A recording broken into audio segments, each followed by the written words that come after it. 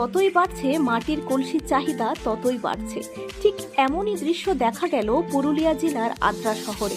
গরিব মধ্যবিত্ত থেকে ধনী সকলের এখন পছন্দ মাটির কলসির জল। কেউ কেউ বলছে ফ্রিজের জল খেয়ে নাকি আর তৃপ্তি পাওয়া যাচ্ছে না।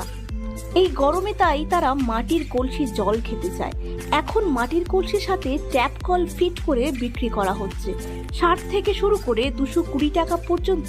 ফলে গ্রামের গরিব মানুষেরও মাটির কলসি বিক্রি করে কিছু মুনাফা হচ্ছে। মাটির কলসির জলে এক অনন্য স্বাদ বলছে সাধারণ মানুষেরা। এইরকম মনোরঞ্জন করা ভিডিও দেখার জন্য আমাদের পেজটিকে ফলো করে রাখুন।